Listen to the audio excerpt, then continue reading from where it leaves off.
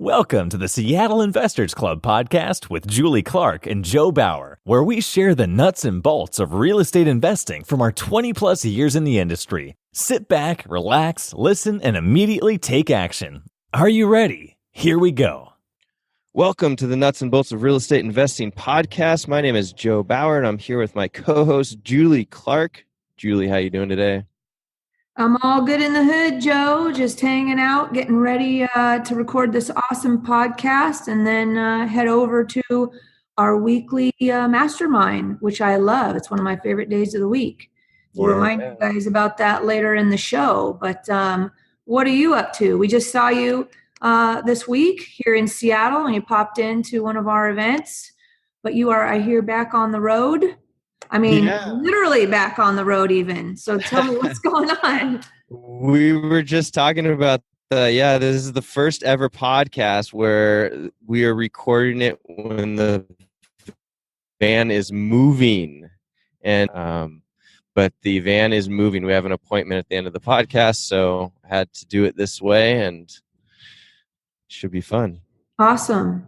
As I said to everybody, we know that Joe is super talented with lots of skill sets, but his girlfriend Emily is driving. So if you're a police officer listening to the podcast, you don't need to worry about it today, right? There we go. So where are you guys headed? Arlington? That's in Washington. Then what? Yeah, Arlington. Then we start heading east. So we'll go through the North Cascades National Park for a night or so, and then hop to Chelan for a night, and then we'll start making our way down to Colorado. Wow, what parks in Colorado? So if we can make it to Rocky Mountain National Park, we will. And that's kind of like time dependent. We may have to go back to that one, but we're definitely going to be going to Mesa Verde National Park and Black Canyon of the Gunnison National Park. Wow. So how many national parks have you hit, and how many more are there to go? Or are you trying to hit every single one, or 85%? We're trying to hit every single one. We're at 48. There's 61. They just added a new one that is in Indiana, which we were already through there. So we may do that next year. But then there's also one in the Americas Samoas, which are very hard to get to, it turns out. You have to essentially take a flight out to Hawaii, and then from Hawaii you've got to jump on like a FedEx, you got to ride in the back of like a plane that's not necessarily used to take people and get dropped off in the Americas Samoas, and it's really expensive. So we're not sure when we're going to hit that one. Well, that sounds exciting. Yeah. An excuse to go to Hawaii as well. So are there national parks? I don't know if I thought about this. Are there national parks in Europe, or do they have a national park system? They do, although I'm not familiar with exactly how it works, but they definitely have something like that, and Canada does as well, although they're called like provincial park or something. I think I'd hit the Canadian one first. That sounds, I love me some Canada. Yeah. All right. I love me some Canada, and I love me some real estate. Ooh. Right? So I'm going to jump into it today. Today, we are going to talk to you guys about how to streamline and automate your marketing systems to help you, hopefully, double your transactions in the next 12 months. I know I sure would like to do that. With that, today we have on the show our friend Erik Bee. Might be a familiar name to some of you guys. For years, Erik spoke on the stages for Fortune Builders as their top coach, teaching thousands of investors about acquisitions and marketing and how to scale their business. But not only that, he also trained and managed their other coaches and their highest level students. So Erik has been behind the scenes for years on the insider track of everything that's going on there, guys. And so much has changed in the real estate investing game. And I'm quoting Erik here, and I'm saying, or Erik has said, there's nothing but room at the top for investors who are prepared to take advantage of the shifts and the changes that are happening in the real estate game. So Erik has now taken all those years of experience, and he is now the co-founder of Real Estate Funnel Systems out of San Diego, California. And today we are super stoked and lucky that he is going to spill the beans on the acquisition strategies and marketing secrets the gurus don't share with us. Erik, what's up, brother? Hey, what's up, Julie? What's up, Joe? Happy to be here. This is It's great, been a you while. guys. And we did have you. You came to the club, what, in 2017 and did a presentation for us? Yeah, it was a little while ago, but yes, absolutely. I've done at least once, maybe even twice, come up there and did something with you guys. So yeah, I try to get up there every now and again. We need to have you come up more often, but I need to tell you guys all something before we get started today. We have a big disclaimer that we need to inform you guys about today, and that is that we have an affiliated relationship. I don't know if I want to say we, but Joe has an affiliated relationship with Erik because he and Erik have the biggest bromance I have ever witnessed before. So guys, why don't you fill everybody in on the back history and the story, your love story, really. Let us know all about that. It goes back so far. So far. I don't even know if I should be the one doing the talking today because you guys have such a big bromance. I don't know. I'm feeling like a third wheel today. It's funny. It's funny. It's so true, though. Jeez, Julie. It's God. Joe and I, we go back. How old were we when we first roughed it up in the neighborhood, Joe? I don't even remember, to be honest with you. All I remember is I've tried to dig it up a few times. There's that picture of us where we had the Oakland A's hats. Oh yeah. On. Oh yeah. Smashing Bros. And it was like a chrysalis picture. Yeah. And it was, I don't know how old we were there. Was that junior high or was that before? It must have been before. Oh, no. Yeah, it was well before that. It was like third, fourth grade, I believe. Fourth grade. Yeah, when we met. We were something like 10, something right around there. If I remember correctly, we were like, we thought we were Jose Canseco and Mark McGuire wearing A's hats all over the place and having a good old time trading baseball cards and sliding BMX bikes around the neighborhood and oh man, doing all the fun stuff. So Erik, when did Joe grow his hair long? Didn't he have like a long hairdo, almost like a bob or something? Or I don't know if it was a bob or a mullet or.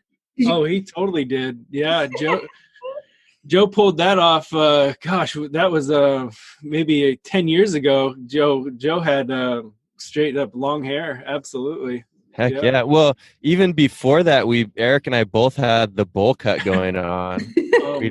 We definitely had the bowl where it was like tight up on the sides, but then the hair fell down over the tight short hair. It was good. Gosh. We were pushing the limits of style back then, man. Absolutely. That's so funny. Yeah, that's how we spent hours and hours though. Yeah, and we did homeschooling together. We did high school together. We did, I helped Joe move into his college dorm room way back when. We pretty much had this best friend relationship for most of our life, believe it or not. We after the college years, we got real estate going together. We were accountability partners. Joe has always been kind of in my life, that rock of a relationship where, he brings the best out of me, and so, we kind of complement each other in certain ways. And so he's just has always been that guy in my life where whenever I'm striving hard for something, Joe's usually involved. Right on. Hey, ditto here. Here. Awesome stuff. Well, Erik, tell us a little bit about I filled people in a little bit on, what you've done in the past, but give us a reminder for those who are just getting to know you today, a little bit of your back history on the real estate game and how you came to be where you're at today. Yeah. Okay. Well, so I got my humble beginnings in real estate there in Seattle area. I come from a real estate family. So my dad's a real estate appraiser, residential real estate appraiser, and he's owned his Bee appraisal service for 40 years or so. And he's been appraising King and Snohomish County and a little bit of Pierce County for that long. And I got right into the family business out of high school and got my appraisal license right away and appraised alongside my dad for the first 6 years of my kind of professional life. So from the age 20 till 26 or so, I was a licensed appraiser, appraising, in doing 1 to 2 appraisals a day, kind of was the rhythm of my life until I was about 26. And that's when I got that's when the market was shifting. I'm sure you guys all remember back in the mid 2000s, the real estate market really took a big shift on, the lending styles and how appraising is being handled. All of that was kind of in an uproar.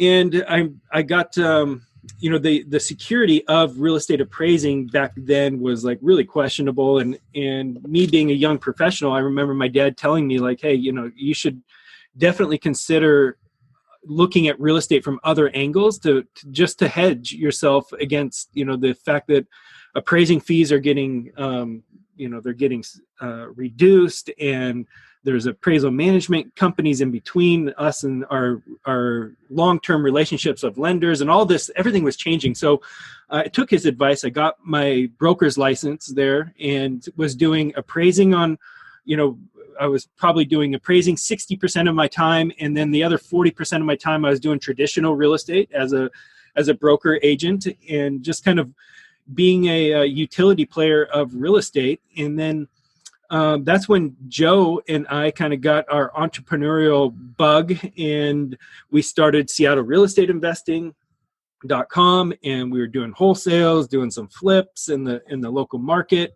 And that's also when I met, we were, in this entrepreneurial moment of our life, and we met Than Merrill and Paul Sajan and Conrad and JD, the Fortune Builder group.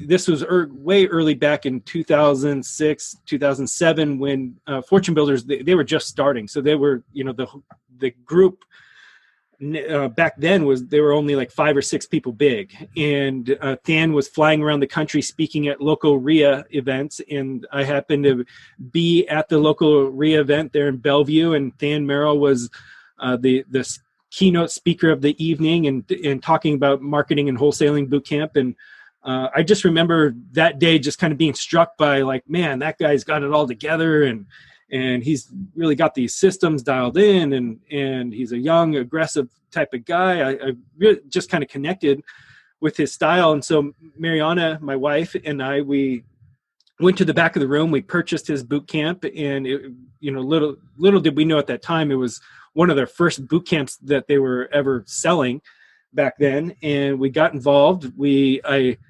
As a student, and we flew out to Connecticut to one of their trainings at their home office in Hartford, Connecticut, or New Haven, I should say. And I dragged Joe to that event. Joe was living in Manhattan at the time. And so I flew across country, hung out with Joe in his little teeny shoebox of an apartment in Manhattan. And then we rode the train down to New Haven and did a train. We went to their rehab boot camp, and we joined Mastery together right back then. It was like, I think we were the first Mastery class, or I think that's what we were, or close to. Wow. Yeah. Way back then. And so Joe and I, we started Mastery together. And then we were just doing real estate in Seattle, growing the business. And then I got invited to be a coach for Fortune Builders. That I was kind of like an early testimonial and case study for them, because I was getting results and, the rehab checks and all of that. So they loved to highlight me and Joe, and they invited us to, a boot camp. And then next thing I know, I'm coaching for them. Way back when they first started coaching, and that led me to getting more involved in speaking and training across the country on behalf of Fortune Builders. And that led me to getting recruited from Seattle down to San Diego, where I live now, pursuing an opportunity with Fortune Builders to grow their curriculum. So I was heavily involved in all of Fortune Builders' curriculum development, and specifically for their inner circle, their highest level of clients. And so I would put on a special event of business development, business scaling event for their clients and students, and that led me into leading all of the marketing and acquisitions for CT Homes here in San Diego. So I was not only a trainer and a teacher for them, but I was actually working at CT Homes right alongside JD, scaling CT Homes here in San Diego County, which is their personal flip company, right? Exactly. That's the original flipping company that they started, and we're on Flip This House way back when they got started. And so I was, again, working right alongside JD and in their growth to get to 100 transactions a year. And so I was responsible for all of their marketing and acquisitions. So I sat in that seat for 4 years. We're growing the business with JD and really, kind of sharpening my knife as a good negotiator, acquisition person, and marketer, and so really being in the trenches and teaching it. So I had this really cool opportunity of not only doing it at a high level, but then also teaching it at the same time. And one of my favorite principles or quotes or whatever is the best way to learn is to teach. And that really has always resonated with me. And because I found it to be true in my life. And so the more that I was teaching, the better I was learning. And the more I was doing, I was learning and teaching. And I just kind of got myself into this cycle of doing it, learning it, and teaching it all simultaneously, which really compounded my growth within real estate, honestly. And so that, that kind of trailed me to, I got recruited out of that CT Homes and Fortune Builders over to another high-performing real estate group here in Southern California, and to grow their acquisitions team. And that's where I really put my head down. This company that recruited me out, they had a tremendous volume of leads, and they didn't have the converting power or the manpower to convert these leads. And so they recruited me in, and I led all of their acquisitions for this group. And so just in that single year with that group, I did over 300 seller appointments and got to close 98 of them. So it was a tremendous year for me personally, and kept me really, really busy doing all of these seller appointments myself. And but again, it just allowed me to sharpen my knife with my skill sets out in the field, getting contracts at the kitchen table per se. Like the living room closing. I did a ton of those. And so I really took the time to perfect my system, as far as like how to do it proficiently, how to scale it, how to grow a team, accountability, everything that goes along with a high level of sales and real estate evaluation was my world. And I just really obsessed over it for a while, which then kind of led me to creating my own process and my own business, which I'm really excited about now, real estate funnel systems, and taking all of what I've learned over the years and teaching and training and looking over the shoulder of other people's businesses and applying it so that I can offer more scale to more people and really create results that we're eluding them. So that's what I'm up to now. Dang. I don't know anybody else that has that story. I mean, that is, just to be able to witness, all the, basically you get to use somebody else's money to test anything you want to test too. That's I'm sure that was handy. Super cool, right? Yeah. Did you find between Fortune Builders and then the company that recruited you, were they doing similar things to generate leads, or was, you're saying that one company, the second company, not Fortune Builders, had so many leads they couldn't convert them all. Or they, what was there a difference between what they were doing and teaching at Fortune Builders versus what this big monster company you were at was doing? Minor differences. Little nuances. Mainly they were really committed with their marketing budget. At the end of the day, that's what it came down to, is they were committed to spending over $20,000 a month in marketing. And so when you're committed to continually spending that much money in the marketplace, you're going to be generating leads. And so that is what they were doing. Yes, there were some minor differences to their approach, but mostly it was just a scale of what they were doing. They were just right. Just doing more of it generally. Yeah. And so I assume that you're not going to tell us today that we need to spend $20,000 a month in marketing and that there is a better way to approach this, right? Well, you know what? If you're capable of spending $20,000, I would, and you have the bandwidth to handle it, I would say absolutely go for it. Because if you're doing a good job, you're getting a significant ROI on that $20,000. But no, there are so many different ways to approach it, and including with a small budget and a large budget. I've been exposed to all of it, so it's not a one size fit all, and there's definitely a path for each approach. Well, let's back it up for a minute then. We'll kick this off moving forward. So I'll just ask you the first question I have here, which is, what do you think is the number one challenge you see for real estate investors and why they're not able to scale their biz? Yeah, that's a really great question, and there's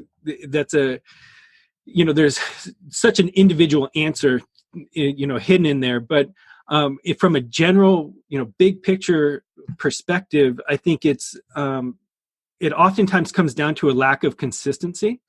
So it's really tough for a lot of people just to be committed to the process of doing your marketing experiments and handling them just as experiments, meaning an experiment is a campaign. And so when you launch a campaign, and you need to be then understand the process of tracking it, so knowing your metrics really clearly, then evaluating your metrics, so knowing what your response rates and your conversion ratios are given that marketing campaign, then seeing where you need to make the appropriate adjustments based on the results, and then relaunching again. So it's always this kind of building based on the data that's coming in on your marketing, being able to apply the appropriate adjustments to continue to get better and better results. So, if you're doing good marketing, it should have a building upon itself process. Most people just don't do that from a consistent stance. They're not either tracking the right metrics or don't know what metrics to track at all. And so therefore they're kind of flying blind. And when you're flying blind in marketing, it's hard to stay committed to that consistency that I was talking about. So it's this, it really just comes down to being in the game, being consistent in the game, and knowing how to adjust it so you're always getting an ROI. And that's a good point that you bring up, right? So obviously, I think we all hear. I love, first of all, I don't want to scoot over something that you said that I thought was insightful. And one of the things that you said was, I asked why real estate investors have a problem scaling their business. And I don't know if you guys all caught this or not, but he said that it's really an individual by individual thing. We always talk about real estate investing. It drives me nuts. Like it's kind of like a one size fits all, do this and it'll work, type of thing. And I like that you pointed out that everybody's different. They have their own goals. They have their own definitions of what success are. And they have their own challenges on what prevents them, from scaling, even though if that could be in the same category, just like small differences. For example, somebody might understand I realize I need to be consistent, but they might not know what to do when, we're talking about making that adjustment in your marketing, right? Can you give us an example of what type of an adjustment that might be? Because I think people get stuck there. They try something and they don't know how to adjust it, to retest it. Does that make sense? Yeah, absolutely. And it's such a creative process. And so there is no quote unquote silver bullet out there outside of just being dedicated to the experiment in great detail.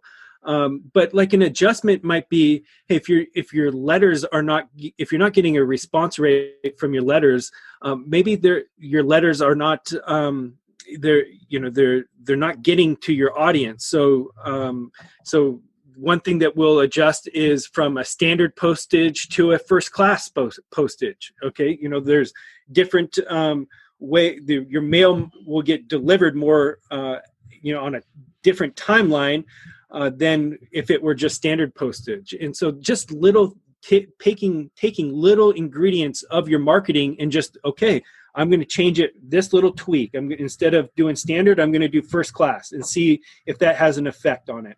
Or another adjustment is I'm going to do square letters with colored envelopes as opposed to these 6x9 rectangle envelopes, and just see what the difference there is. And so it's that type of little micro adjustments that can make profound differences. And we're talking about remailing or testing these things to the same list, right? Or it's not a test if it's going to a different list, right? Exactly right. So you have a controlled group that you're going to be dripping these marketing messages to, and then you make one small tweak to see if you get a different response to that from that group. And these are examples. I mean, I'm using direct mail as the example right here, but these little tweaks can show up in just about every style of campaign that you can think of. And so again, it's like really understanding, Julie, what you just said is really important. It's like, okay, here is our list, or our client list demographic right here, and we are going to make these small adjustments to see how that demographic is going to respond differently to this small adjustment. And you have to have, you want to try to create a scenario where you're not just whole new list, whole new letter, whole new, too many adjustments, and you get lost in it. So you really want to control that the best of your ability. Let me ask you another question, because I'm getting down to the nitty gritty here, and I'm just speaking, from my own experience. Like you say, teaching, when you teach, you learn, and I'm with you. I mean, this whole podcast is about what do I need to learn about, and then let me just share that with my friends. That's kind of how we roll on our topics here. So this is such an important topic right now as the market is changing and there's so many investors out there. When we're talking about that controlled group, Erik, like, whether it's direct mail or, anything else, we're using that as an example. How large do you think that group needs to be? I realize that if we're talking about Facebook marketing or something like that you're not necessarily defining a group size, but maybe you're defining your demographics of who you're advertising that to. But like for direct mail, for example, let's just go old school on it. Do you feel like when you're testing direct mail, how large does the test group need to be? I mean, it can get super expensive, especially with direct mail. Does that make any sense what I'm asking? Yeah, it does. Can you mail out like 1,000 or 500 to do that testing on direct mail? Yeah. So at bare minimum, I would say is 1,000. But in just from a concept stance, it's always a numbers game, right? And we're with direct mail, we're fighting for a 1% response rate. So 1%, you can start reverse engineering the math here. 1% of 1,000. Okay, and if you only get that many calls, then only out of those responses, only half of those are leads. Then of those leads, how many of those leads get set to an appointment, and what's your conversion ratio at an appointment? You can see how the dwindling effect happens significantly, really fast. So the answer is the larger the list, the better. I mean, just to kind of say the obvious, and I wouldn't even go down a direct mail route with a list smaller than 1,000. You're just kind of, you're not, the numbers are just not in your favor. So And that the challenge that you identified is that in order to scale the size with direct mail, it can get very expensive very quickly. You're looking at a postcard can be 34 cents and a first class mailer can be as high as 88 cents or even up and over $1 in some scenarios. So that can get very costly, especially if you're doing a 3-touch campaign or a 5-touch campaign. Right. So what are some alternatives of marketing things that we're talking about today? Unless you want to talk about mindset first, we can go either way, whatever you prefer. Well, mindset's always important. And I think the biggest thing to speak about on mindset in regards to marketing and things, it is, and I've been saying this for years and years, when you're putting your foot into the marketing arena, really look at it through the lens of consistency, because that is the key to the game. And just to kind of reiterate what I was saying before, the consistency allows you to, over time, test, measure, tweak, and adjust. Test, measure, tweak, and adjust. And so without that consistency, you'll never figure out patterns to go through it. So have the mindset of consistency when you're looking at your marketing. And so that means, what type of a budget can you sustain even with no results for a while? Right. Where can you go? Your budget should be, again, if you don't get results, that doesn't mean that your marketing just stops. That just means you need to adjust your marketing to get better results. And most people, that's where they drop off. If they don't get the results that they were hoping for, or didn't get results at all, oftentimes the scenario is, man, I can't afford to do another marketing campaign, and that didn't work, so I'm out.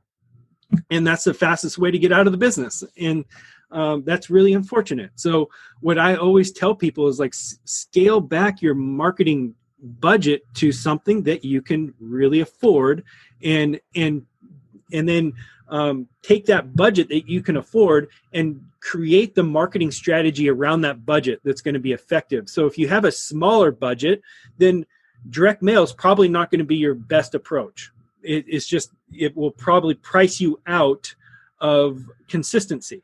So be aware of that. So I would say, how else can you focus your marketing dollars in a marketing channel that you can be consistent with? And that will give you the best chance at getting consistent results over time. Absolutely makes sense.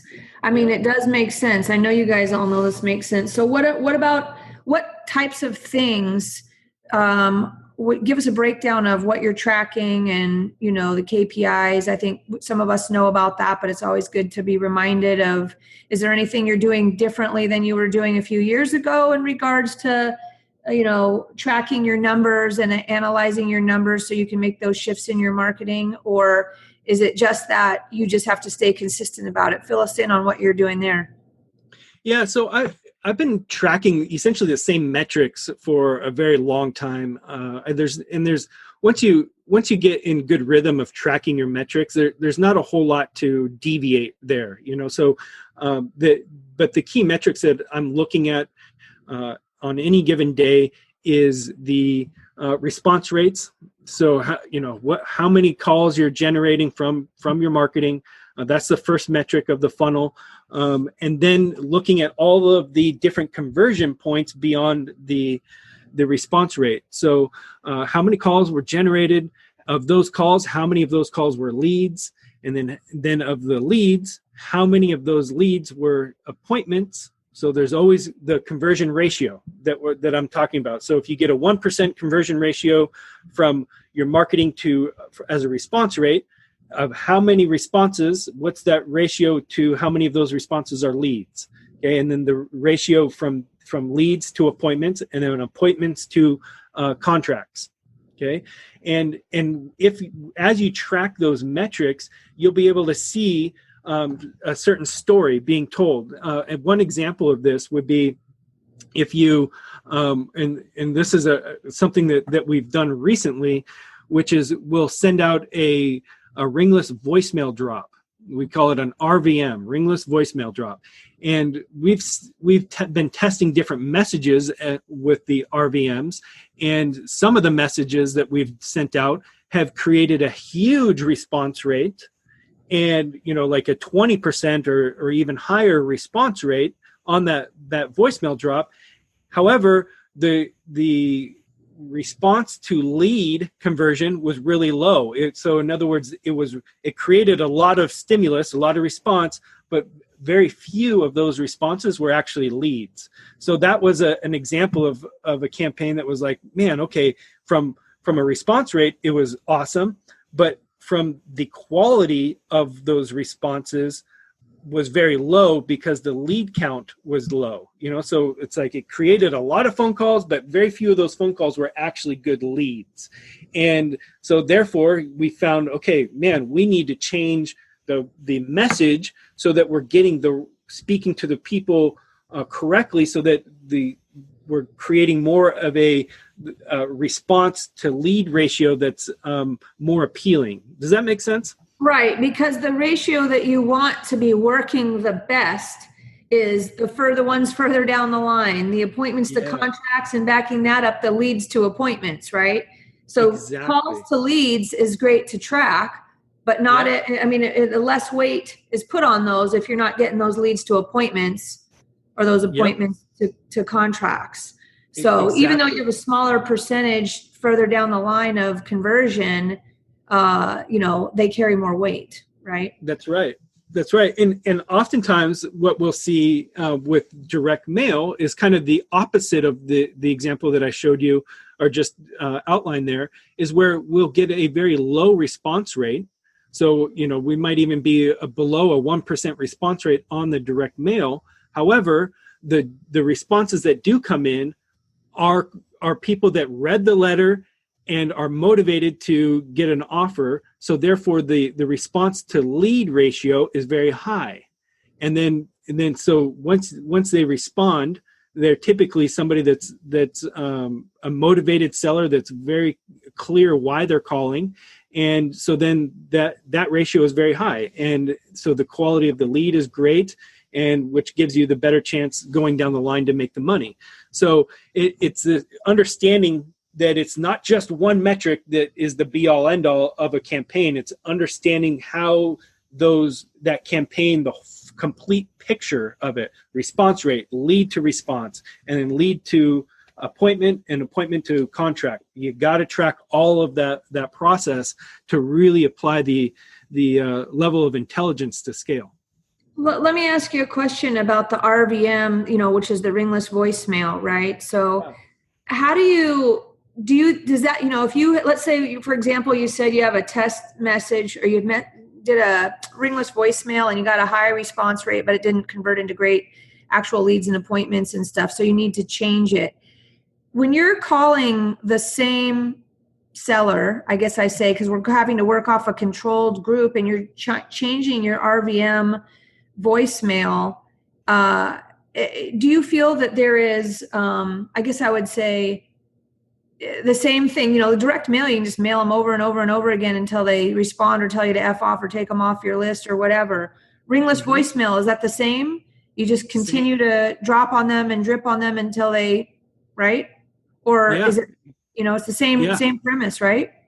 It's totally the same premise. And the difference is that you typically just get your results faster, right? So you will get people to ask to be removed quickly. If you were to send out a RVM today, you likely will get the response today. So as opposed to mail, where you drop it in the mail and it takes a while for it to land there, and then you don't really know when it actually landed there, then how long till they open it and read it and then respond. Like, it's a really drawn out process to get your results. But with RVM, as an example, you put out a message, you pretty much know that same day how the audience responded, whether they told you to go kick rocks, or whether they said, hey, this is a great message, I'm interested. So right. You get that instant feedback, which is really, really nice. I'm going to ask you I don't think it's a dumb question, but for me, I always get nervous on the RVM stuff about DNC, Do you have to worry about that, or what do you do? Yeah, of course.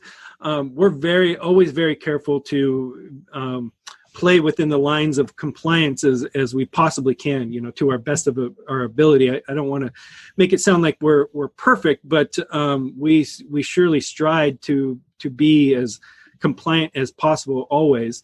And so with the RVM, we scrub our list, and that's another massive component to a good marketing strategy is having a good list strategy. So that means how do you scrub your list, and the quality of your list, and then because I scrub it against several different things, and the do not call list is for if I'm doing RVMs, the do not call list is critical, that you remove anybody that has that status.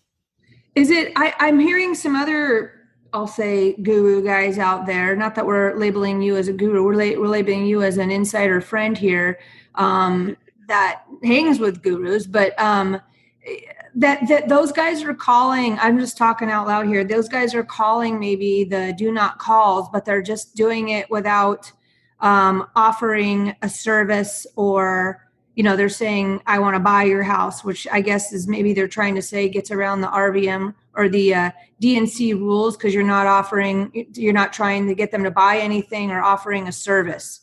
Do you have any insight on that? And if you don't want to talk about it, because I know you're not the expert on that, and it's a gray area, so I don't want to, Yeah, no, for sure. I mean, the standard disclaimer, I'm not an attorney, so, by all means, you need to don't take my advice or my experience as the written rule by any stretch. But right, guys. And I will say on top of that, go do your own homework on this. We're just talking here as friends. So yeah, absolutely. You're on your own, but yeah, yep. And so now that we have that disclaimer out of the way, you're exactly right. Your message matters on when you drop your ringless voicemail, and if you're simply reaching out to say, hey, I'm interested in purchasing your house, or have you ever considered selling, that is not illegal from what I understand, and that's just simply a simple inquiry. Now, there's also nuances to how you do, if it's a mass delivered message or if it's individually delivered message. And right. Meaning if you're using like an auto dialer and you dump, you guys got to learn all about that. And that's not the topic of what we're talking about today, but we're talking about auto dials versus individual dials or something like that. Yes, exactly. And there's it seems like, man, you're splitting hairs, but those are we are splitting hairs, and but that's the game of being in compliance, is whether if you use this program that does a mass drop all at the same time, a mass blast, you could put yourself in kind of hot water, as opposed to if you use a program that does individual drops, and there is a difference. So right. So you guys need to be paying attention. I think there's a lot of people putting themselves in hot water over all that crap. So again, not the topic for today, and I don't want to put Erik on the spot about all that stuff, but obviously he has studied that and is aware of what's going on in his business, and we're going to continue on the conversation. I'm going to jump past that because I don't want to drill down on that too hard, but well, that's awesome. So beyond direct mail, what type of marketing systems do you think are great today? What are you up to? What kind of automation do you think is important? Well, so the biggest thing in the marketing game, if you will, that I'm honing in on is this kind of an omnipresent approach of marketing. So really getting your marketing message to your client from several different angles, and because the way people are digesting information and marketing messages and things is it's all over the place. There's a lot of different ways that you can get your message there. Back in the good old days, if you will, direct mail was kind of the be all end all, or door knocking or something like this, where because that was really the only avenue to kind of reach out to people in our style. So But nowadays, with social media the way it is, and the smartphone, we are in the smartphone era. Just about everybody has smartphones these days. Even the older demographic of people have smartphones, and it's not just a younger demographic thing or even just a professional thing. Just about everybody these days has a smartphone, which now opens up a huge marketing opportunity for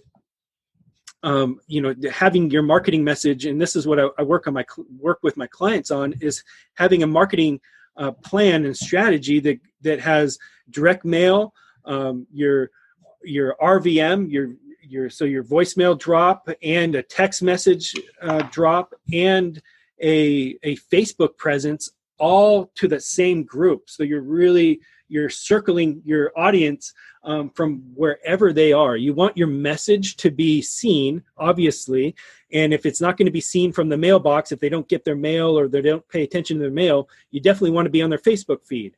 And if they don't have Facebook, you want to make sure that you're sending them a text message, and so on and so forth. So it's that kind of omni approach to marketing, that multi-layered marketing strategy that is very, very effective, and what I work with my clients on is not only creating that level of a marketing plan, but then also having the marketing message through those different platforms be consistent, so that if they get a letter from you and maybe they read it or they skimmed it or whatever else, but and they didn't take action, but later on you send them a text message and you can reference that letter, and it's like, oh wow, this person is okay, they sent me a letter, and they're also here on my text message. Man, this person is really interested or is doing a great job of getting their message out.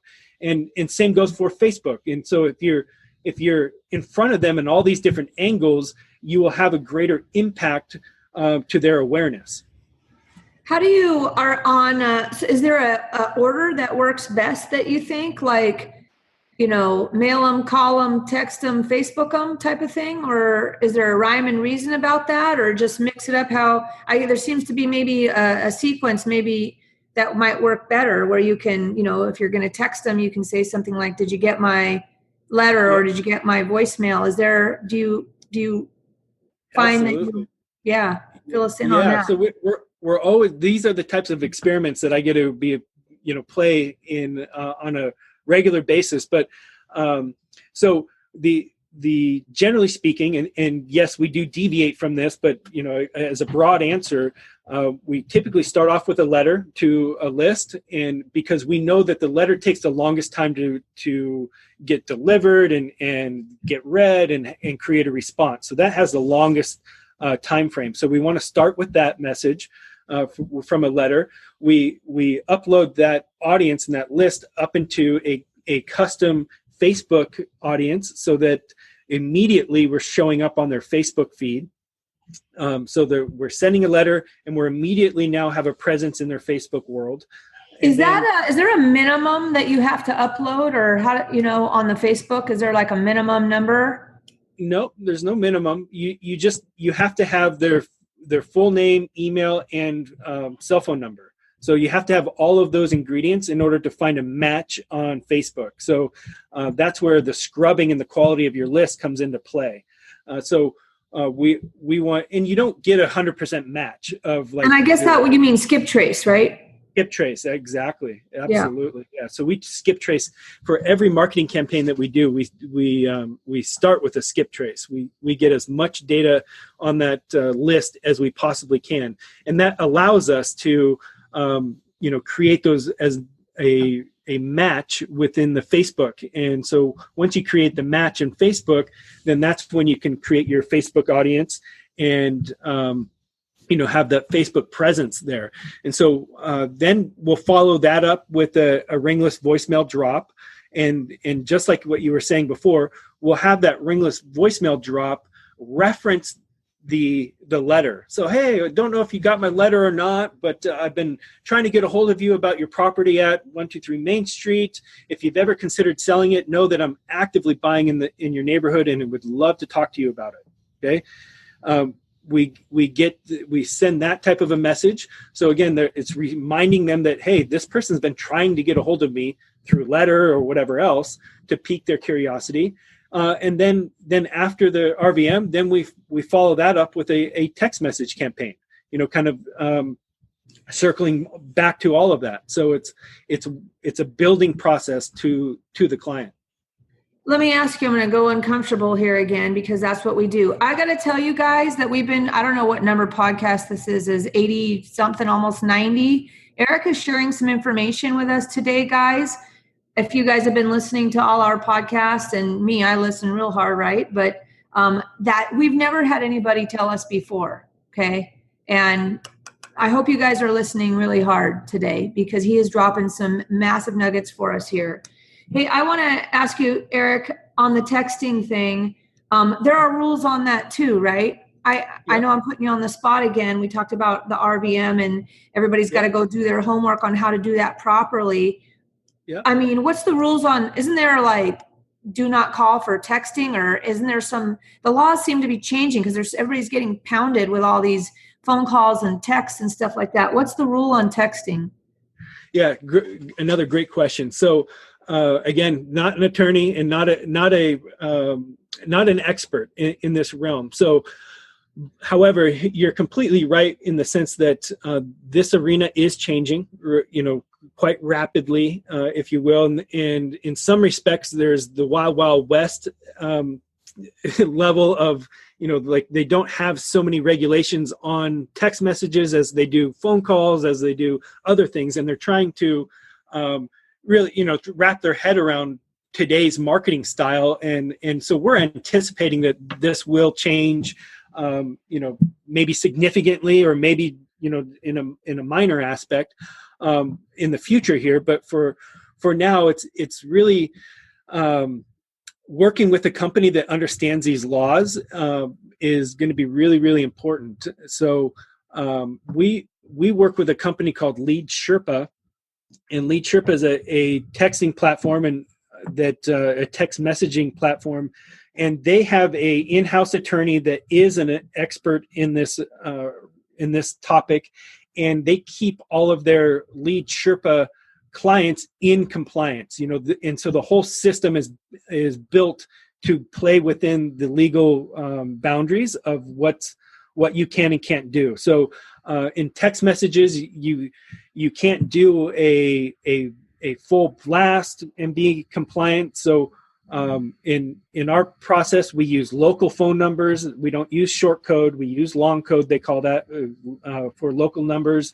We have to switch up our messages that we deliver, because if you deliver the same overused message, you'll actually get flagged by the carrier, and your message won't even get delivered. So you got to really kind of be, you got to be on your toes with these campaigns and know what types of messages are good versus which ones are bad. It's not just a throw it against the wall and see what sticks process.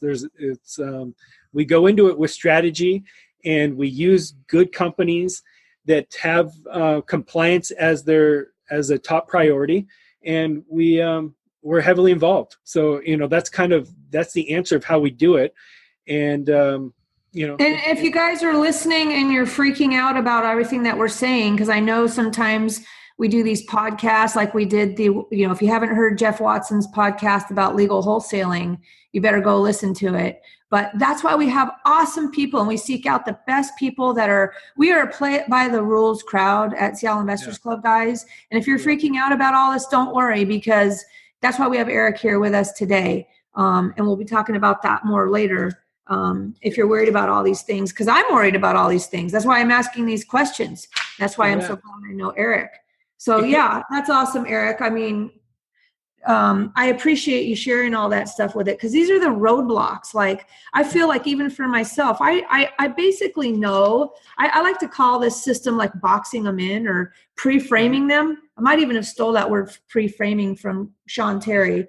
I don't know if that's the word or not, where you hit them from a bunch of different angles like this, where you're, just like you're talking about, because that's the modern way to do business, right? It's the modern way to do business. And I think the biggest challenges people have are their budget and their fear. Like for me, I might have a budget, but I have fear. I do have fear that I'm going to do something wrong. And I know a lot of you guys listening also have the same fear. You might have a budget, but maybe you have lack of time, for one, that you're like, shit, I don't have time to go figure all this out. It's not like it's broadcasted everywhere, these questions that I'm asking. It's just that I think people, they're either total cowboys and they're not thinking about it at all. Go do your thing, whatever. Or you're like myself and Erik and the people that I try to bring to you guys, where we actually care about doing things the right way. Some of us might have some money, but we have some fear. Some of us might have, lack of time, right? Yep. So, we're all here to help each other. And this is to me, I think this podcast is huge today. I think it's breaking through some of the barriers that I have and through that other people might have today. And it's such a topic that matters 100% of the time, right? Which is lead generation. How the hell are you going to do it? It's hard, man. It's hard.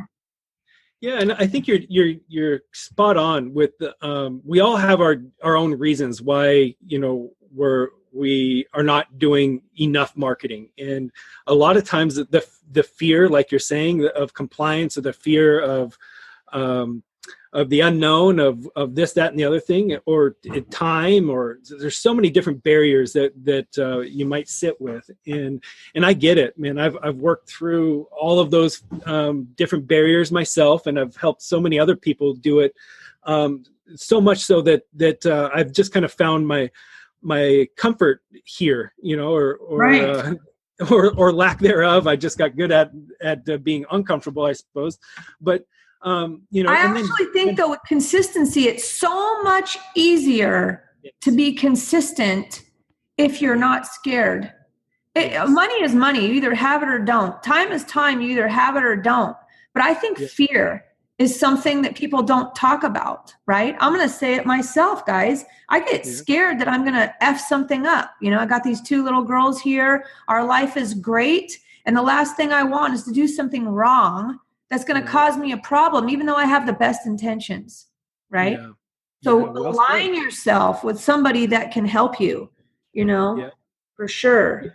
Yeah, and the other big part of it, Julie, and I know you're really in line with this, as all of the Seattle Investor Club community is it's like, the way I do my acquisitions and marketing message, it's always about the client's best interest. It's right. The only transactions we do, or that we're interested in being involved in on any level, is where the client they're getting their needs serviced at the highest level, whether that's a full, or a cash offer, or a fix it a little bit, then sell it on the open market, or just list it as is, current condition. Whatever option is best for them and their given circumstance is what we concentrate on. So it's just our job as really good real estate professionals is to help them identify which avenue of selling is going to be the best for them, and then help facilitate it. And that's message is consistent in my marketing all the way through how we handle each and every contract, no matter what, and having the seller's best intention at the forefront is, generally speaking, going to keep you out of trouble. If you are really well intended and you truly are finding the best solution for your client, generally speaking, you're not going to have upset clients. So just keep that in mind. Like, that is a principle that we do not ever waver from, ever. Right. Well, let's talk about that. Let's jump in. What is so now you got leads coming in. Well, let me just back up one last thing on the marketing. What do you do with the email? Do you email people, or you just primarily use them for Facebook marketing? I mean, if they're you haven't had communication with them before, but you have their email address. Yeah, primarily for Facebook. Yeah. Putting your Facebook ad is out there is a great way to do that. Generally speaking, cold emailing to somebody, getting through the spam filters and right. it can be really tough. And then you're always at risk if they haven't like opted into your, marketing message. You can get your system flagged for spam, and then, you can really kind of do damage on your own infrastructure.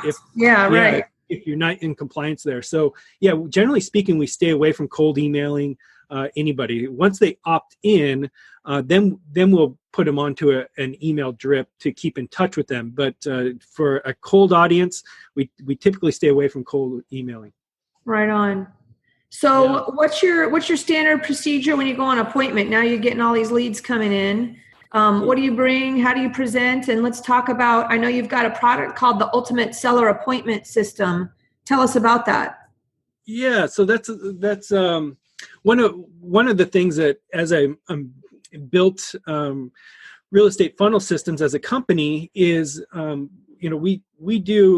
we work with our clients from a marketing and consulting stance on how to create and implement a diverse marketing plan like we're just talking about, which is really great and successful. And I put in the consulting layer just to make sure that all of their marketing systems are as good as they can be.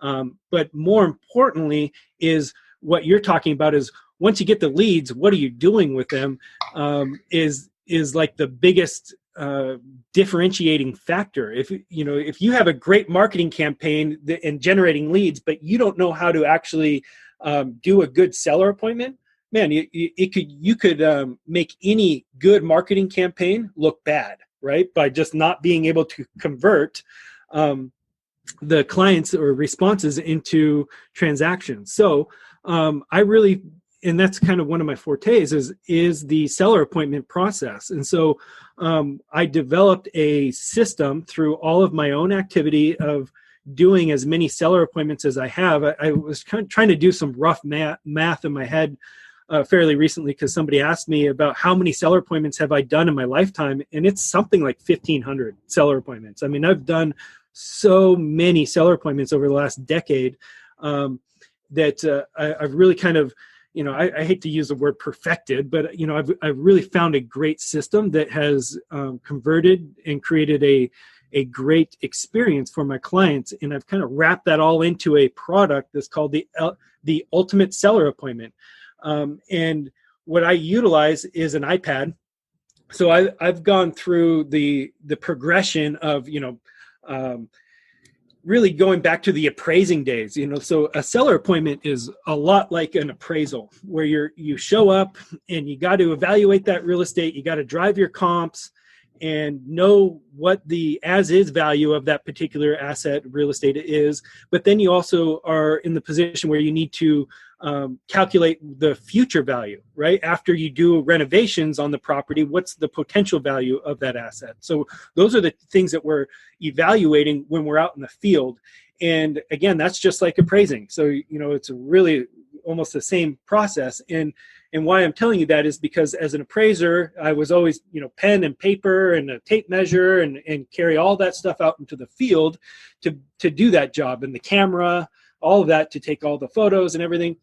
And then the stacks of papers of the comps and your inspection sheet and all of the different things that go along with it, not to mention your credibility packet, your repair sheet. I mean, how many other things that you really need to bring out to the field to be effective.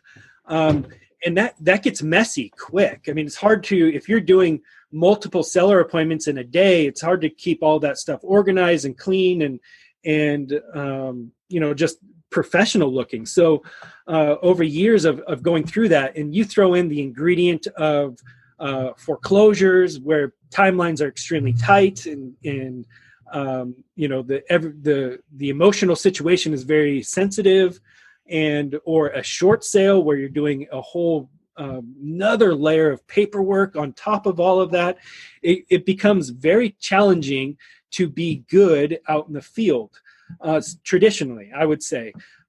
So then obviously there's the whole negotiating side on top of that. Once you get all the seller appointment stuff together and you're actually evaluating the real estate, now you got to present and then get the close. So as to kind of solve for that big process, I created everything within my iPad. Okay, so my whole seller appointment, everything from the deal analyzer to the credibility pack to the comps to the repair sheet, to the letter to the seller, the client net sheet, everything that is required to go out into the field and do good evaluation and do a good presentation to the client. It's all into my iPad I use a couple different programs together, but it's really just kind of the seamless process of where I can pull up in my deal analyzer. I can take my handwritten notes with my Apple Pencil on my deal analyzer. So I'm taking my condition notes. I fill out my repair sheet on my iPad, so my repair number is accurate. I can adjust my deal analyzer so I know how much I can offer. That also includes the as-is listing price, everything, so that my numbers are they go from kind of a ballpark for desktop analysis to when I'm out in the field using my iPad, I get laser sharp right there on the spot. So I can make a decision, a confident decision with my proper calculations right there on the iPad. And then with my system, I am able to merge those calculations from the deal analyzer right into my credibility pack. And so what's then created is an offer packet that has a cover sheet, that has a letter to the seller, that has all of my credibility pieces, testimonials. It also has the purchase and sale agreement, the net sheet, all of that in one big PDF that the seller can actually sign a purchase and sale agreement right on my iPad, all of this included in on the document, and I'm able to then send that document executed with a signature right to their email right then and there. So I have bundled that whole process up into one simple, easy to use iPad system that is so effective out in the field for getting contracts, having a good seller appointment, being accurate, and then presenting it like a pro. It's been just tremendous in my business. I want it. How much can I buy? How do we get at it? Do we need to be in your coaching program? Or, man, I mean, without joining Fortune Builders, which is now running who knows these days? I mean, value. We all went through Fortune Builders. I want to just say shout out to Fortune Builders. Yeah, I actually, just to back it up for a second, I met Joe because Erik and Joe were the weekend immersion team from Fortune Builders coaching my class when I went through Fortune Builders. And that's how I met Joe and Erik back in that time frame. And then I don't know how this all happened all these years later, but here we are, on the third wheel to the bromance, and happy to be there. So shout out to Fortune Builders because it did create the network and the education, that I needed. I don't want to say that, but we also say, I think it's great when you're ready to do that and you're spending that money, you're going to get some value out of it when you're ready to do that. But we have here Erik offering us something that I didn't know about actually until this morning. So tell me, how do we get at that, Erik? So this system that I just kind of outlined real roughly here, this was a process of me just being very critical of how seller appointments were going, what was working in the field, what was not working in the field as far as conversions, or what objections I needed to handle, and all of these different nuances of getting good transactions. And I just bundled it. I was just determined to get away from paper and having too many clusters of paper around and all of the confusion that gets put in there. And I just was out of kind of my own determination, if you will, created this system so it's all seamless and put together. And I've been doing that for a couple years. I have over 350 seller appointments logged in on my iPad. And so that means all of my notes, pictures, everything that I've done in a seller appointment. I have over 350 of those in my iPad. And as I would and that was, to be kind of real, that was my hidden advantage. Nobody else in the field that I was competing against, and it's competitive out here, just like in your market, it's competitive down here in San Diego and in Southern California. And so I needed every advantage I could get to win, get the contract on the spot, get it done. Don't leave the point of sale was the biggest lessons that I was learning. And so by getting everything into the iPad, I was able to create an advantage for myself. And because I had all the comps, I had all the information, I never had to go back to print more documents or, I forgot this. That never happened to me. I was always ready to take action. Where the next guy comes in on the appointment behind you and swoops in. Gosh. Right? Yeah, absolutely. And in so many different ways, whether it's a referral or in any scenario, I was there ready, just ready. And so that's so effective. And so whenever I would show my process to somebody, I always got the same reaction, like, holy cow, that's what I need. Oh my gosh, that's next level. Oh my gosh. Oh, that's, I would just be blowing people back by when I'd show them my iPad system. And so much so that I would always get asked for it, or, as I'm presenting, people would, were always kind of hounding me for it. And so eventually I knew that I would have to bundle this up into a package and into a product and then sell it. And so that's essentially what I've done. My iPad system. It's a one-time purchase. You get all of my credibility templates. You get my offer packet template. You get the deal analyzer that I use. Everything that I use in the field to create great seller appointments from A to Z, start to finish. It's all together in one package.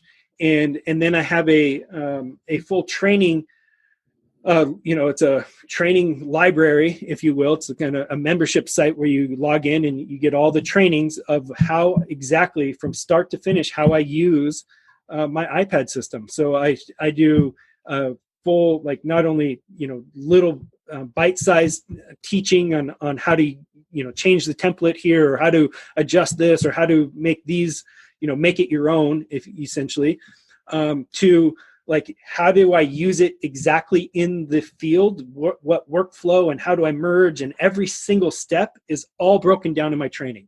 So is there a website or something where people can go check it out? Yeah, there is a website. We just put this together. So, this is a brand new thing for me, something I'm very, very excited about. It's called the ultimatesellerappointment.com. So again, ultimatesellerappointment.com is where you can go. And are we spelling out the word appointment, or? Yep.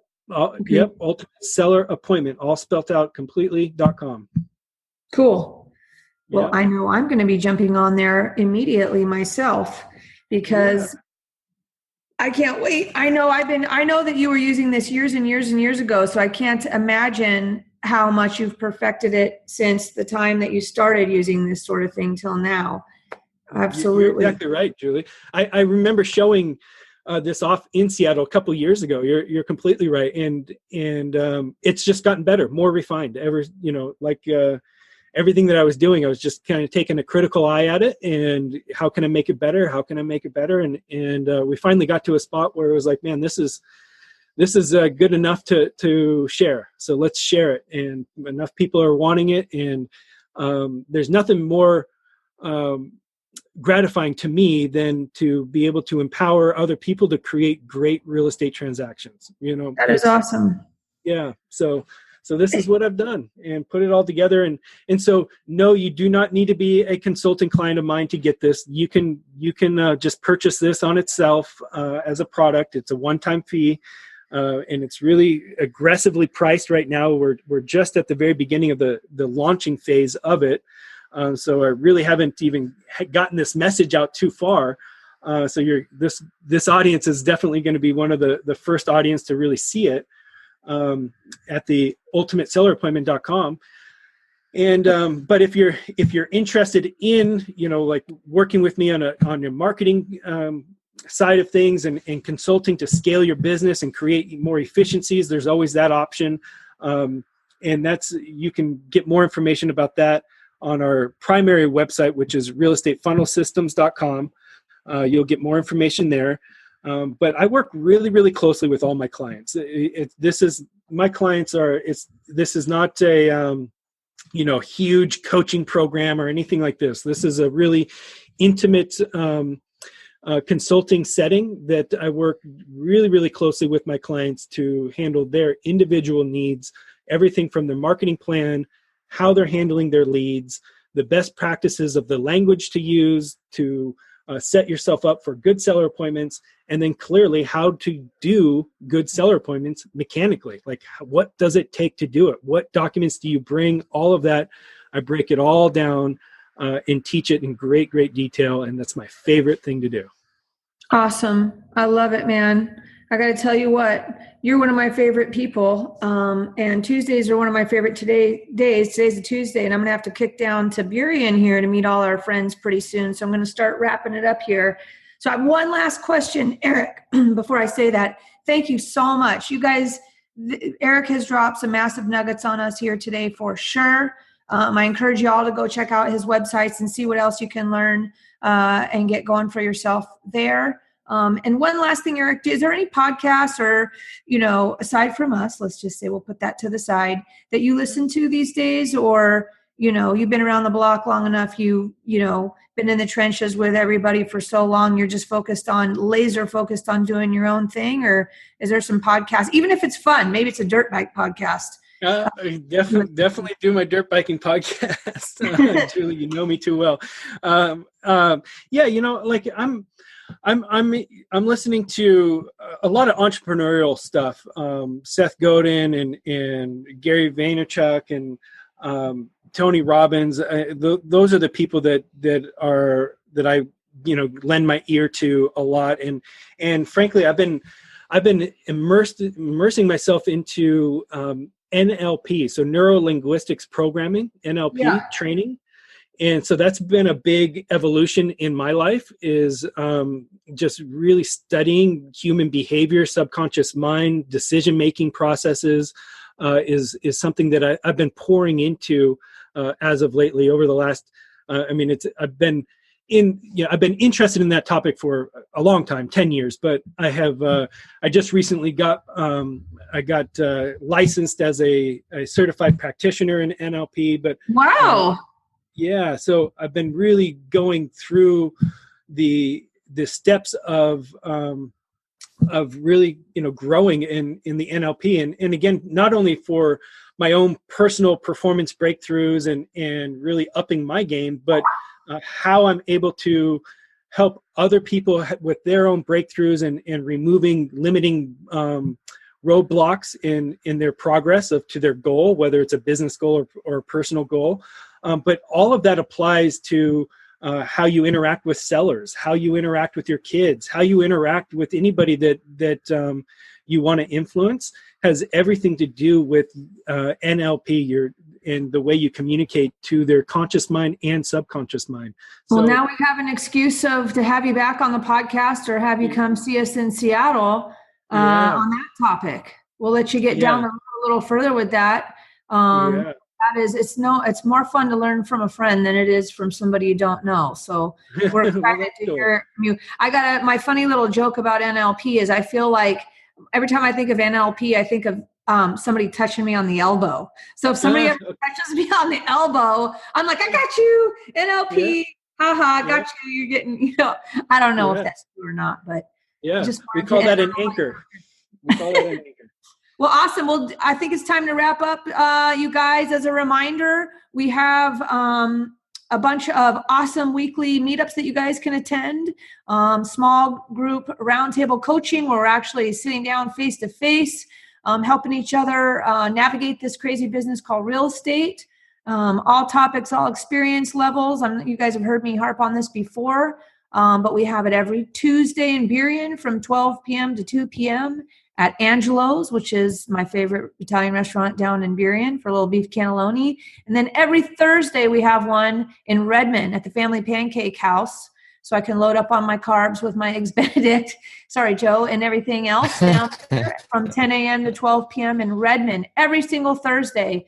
Come join us, guys. And then the second and fourth Thursday of every month, we have one in Mount Vernon at the Calico Cupboard, hosted by my friend Julia Phillips. Get some yummy, scrumptious food out there and go talk with your Skagit County real estate buddies. And that is from 10:30 to 12:30 on the second and fourth Thursday of every month.